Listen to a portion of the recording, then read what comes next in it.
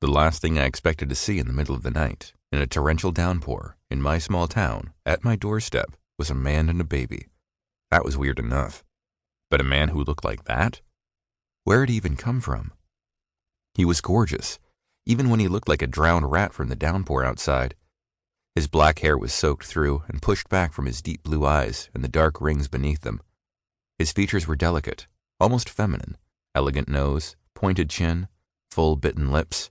He was small and lean, small enough that if I pulled him to my chest, I could rest my own chin atop his head. And why the hell did that image come to mind? The baby he held was clearly the man's own. She had the same dark hair and the same arresting blue eyes, but where her father's face was all angles and shadows, hers was round and chubby with little colors in her cheeks. She didn't look scared in the slightest. As soon as the man had removed her from beneath his coat, she'd settled, like she'd just been annoyed that she wasn't included in the goings-on around her.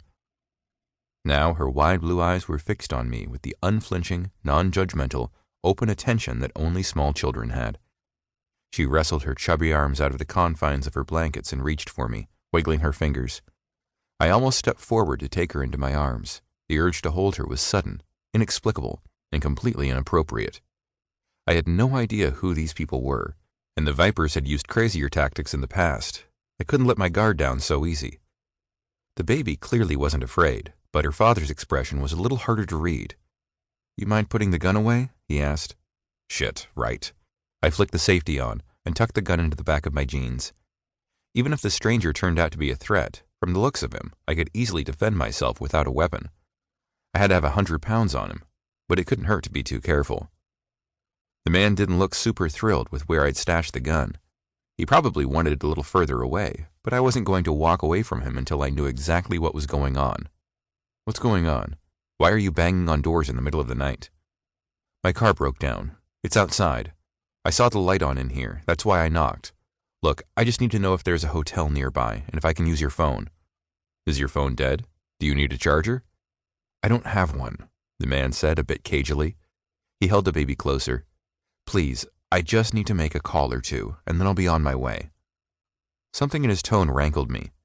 Maybe it was the nervous flicker of his eyes, or the shifting of his feet, or the way he kept his back close to the wall. I didn't focus on his obvious beauty when I looked at him now. Instead, I honed in on the telltale signs of someone who'd been through some shit.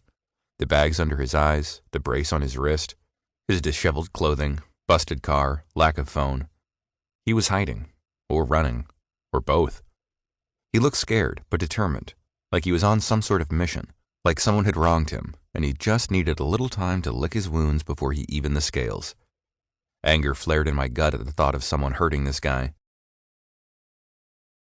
To keep listening to this audiobook, I've left you a link in the description so you can do it, at no cost thanks to Audible's 30-day free trial.